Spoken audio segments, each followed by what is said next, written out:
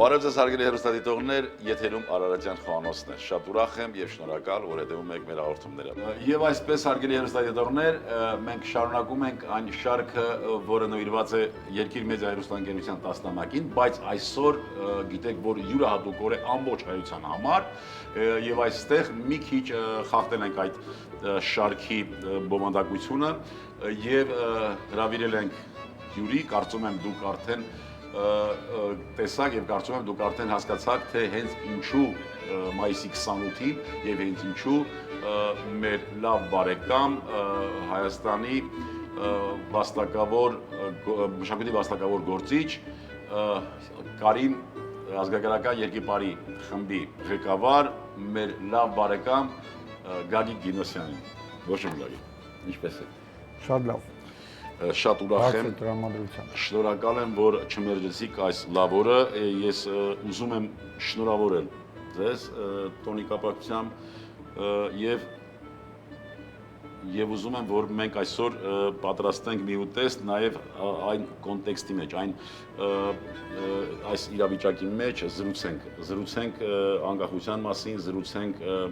տղաների մասին, ինչպես դու միշտ նշում ես, եւ զրուցենք ընդհանրապես նաեւ մեր նպատակների մասին։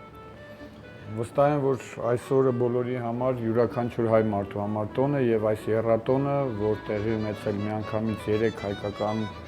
մեծ ճակատամարտ, 3 հայկական բնակավայրերում՝ Բաշաբարան, Ղարաքիլիսա եւ Սարդարապատ, եւ որի շնորհիվ այդ եռատոնի շնորհիվ կայացել է նաեւ առաջի հայկական հանրապետությունը, առաջի անկախ պետությունը եւ կարծում եմ, որ պիտի որ այս օրը յուրաքանչյուր հայ մարդու համար լինի տոն եւ չգիտեմ այն ինչ որ պատրաստենք, ինչ որ չափով պիտի կապ ունենա, կամ պիտի լինի հաղթական, կամ պիտի լինի անկախական։ Այո, անկախական եւ հաղթական, թող լինի երկուսն էլ։ Մենք աղցանկը պատրաստենք, բարեկամներ, հավանաբար հասկանալի է, որ պատրաստելու ենք միասին ես ու պարոն Գինոսյանը, բայց շատ ավելի ես եմ մասնակցելու այդ ուտեստի պատրաստմանը եւ մենք կվայելենք այն բացառիկ այդ հնարավորությունը, որ ստեղծվել է, ընձեռվել է մեզ, կլսենք ավելի շատ պարոն Գինոսյանի։ Պիտի պատրաստենք աղցան, օգտագործելու ենք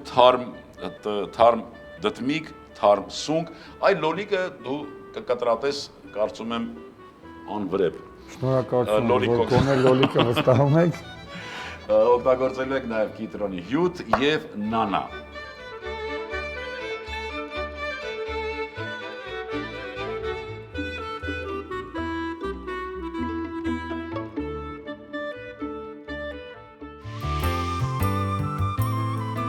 Ես հարմար եմ գտնում այսօրը խոսել նաև մայիսի 9-ի, մայիսի 8-ի, մայիսյան այդ մեր հաղթանակների մասին։ Ինչ նշանակություն ունեցավ։ Բնականաբար հարցը այսպես շատ տարօրինակ է հնչում, բնականաբար գիտենք թե ինչ նշանակություն։ Որպես մասնակից, որպես մեր ազատամարտի մասնակից ռազմավարորեն աննկարագրելի կարևորություն ունեցող հաղթանակ է մայիսի 9-ը, որովհետև այն ինչ որ տեղի ունենում Ստեփանակերտում մինչև մայիսի 9-ը, ուղղակի խոսքերով անհնար է նկարագրել, ամեն օր ռմբակոծում, ամեն օր Շուշիից տեղացող արկերի տարափ եւ յուրաքանչյուր գրեթե օր կամ քանդված փլուզված մի շենք կամ զոհված մի երեխա եւ անընդհատ այսպես տագնապի ձայներ եւ մարդիկ իսկ մենք շատ լավ գիտենք ցավոք սրտի, ինչպես եւ Հայաստանի Հանրապետությունում ամբողջ հասարակության բնակչության 1/3-ը կենտրոնացած է մայրաքաղաքում, նույն ձևի Արցախի բնակչության 1/3-ը կենտրոնացած է Ստեփանակերտում եւ այն սարսափը, որ տեղի էր ունենում Ստեփանակերտում շնորհիվ նրա, որ նրա նկատմամբ գերիշխող դիրք ունեցող բարձունքի վրա գտնվող Շուշիից անընդհատ արկեր էին տեղում, կարծում եմ առանց Շուշիի ազատագրման խաղաղություն պատկերացնել Արցախում անհնար կլիներ եւ Շուշին դարձավ շրջադարձային այն անկյունակարը, որից հետո եկան հաղթանակներ, որից հետո եկավ վստահություն, որ Արցախը վերջնականորեն ազատագրվելու է եւ Արցախը լինելու է հայկական։ Եվ յուրաքանչյուր այսպիսի տոն, ազգային տոն, մանավանդ ռազմի դաշտում կռած այդ տոնը եւ խոնարհումի այսպես առիթ է տալիս եւ ընդհակառակը պարզ եւ բարձր այսպես դիրքերից հպարտանալու առիթ։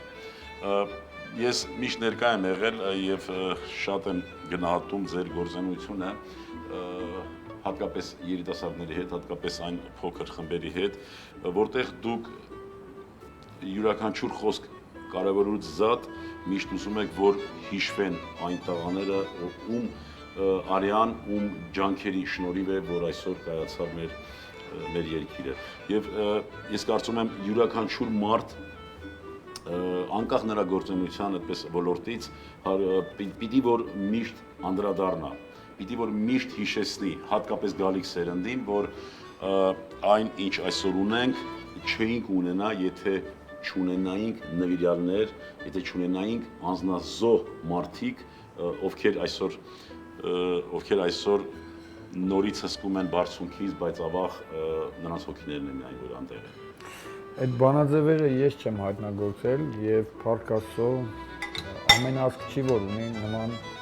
նվիրալներ եւ գաղափարախոսներ եւ հանճարներ եւ ոգու մարգարեներ, ինչպիսին Գարեգին Նժդեհն է։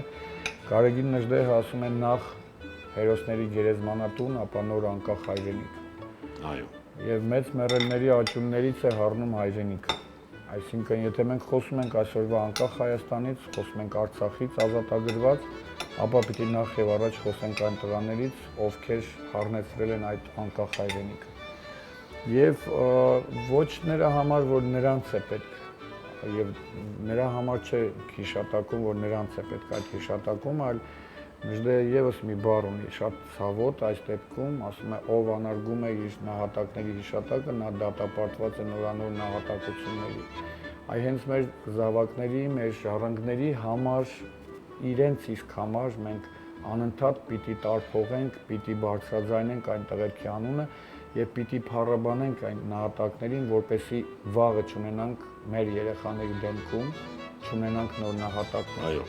Եթե մենք անարգենք այն տղերքի հիշատակը, մենք վաղը նոր նահատակությունների արժանի ենք լինելու։ Իսկ մենք հաղթող տեսակ ենք։ Այո, շատ լավ։ Պիտի մտածենք հաղթական եւ աղցանները թող լինեն հաղթական։ Ես ուզում եմ այսօր բաժակ բարձրացնենք եւ խմենք կենաց նախ եւ առաջ, ինչպես Նժդեհն է մեզ ավետել, նախ եւ առաջ մեր սուրբ մեռելոց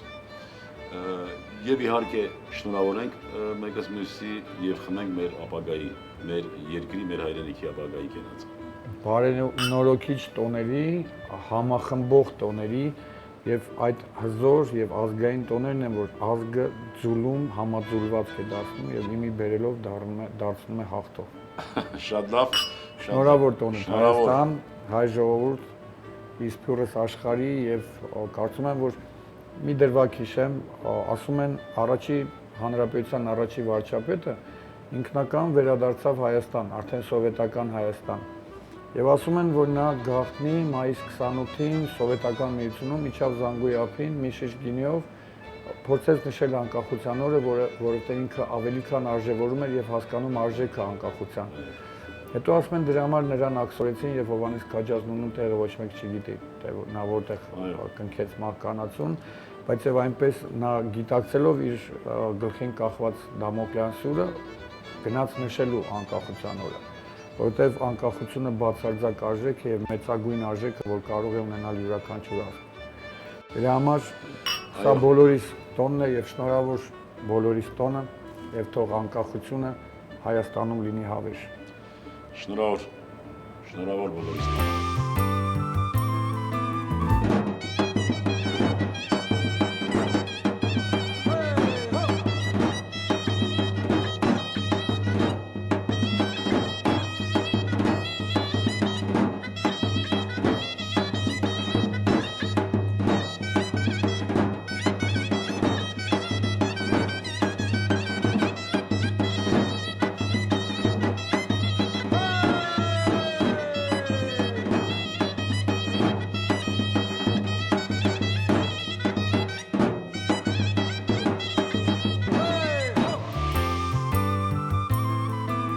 Այսքանն ենք պատրաստել այսօրվա համար հարգելի հեռուստատիտողներ, ուզում եմ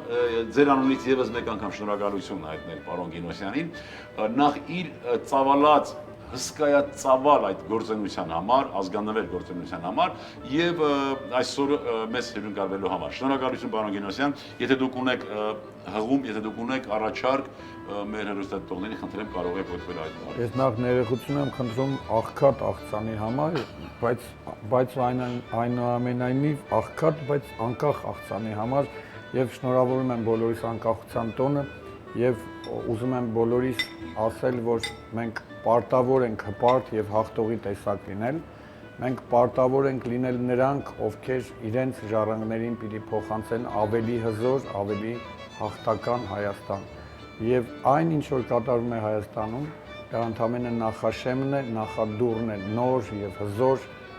անկախ եւ միացյալ Հայաստանի։ Շնորհավոր տոն։ Շնորհակալություն հարգելի հեռուստատիտողներ, այսօրվա համար պատրաստել ենք այսքանը։ Ես ուզում եմ, որ մենք միշտ հանդիպենք եւ այդ հանդիպումները լինեն արդյունավետ եւ նպատակը, որ մենք հետապնդում ենք հանդիպումների մեր գործունեության արդյունքում դառնանք ավելի առողջ ու երջանիկ, թող կատարվի։ Հպարտ լինենք հայ լինելու համար, եւս մի քիչ եւ ամեն ինչ լավ է լինելու։ Ցտեսություն բարեկամներ։ Աղցան, դդմիկ 100 գրամ, սունկ 100 գրամ, լոլիկ 80 գրամ, կանաչի, կիտրոն, աղ,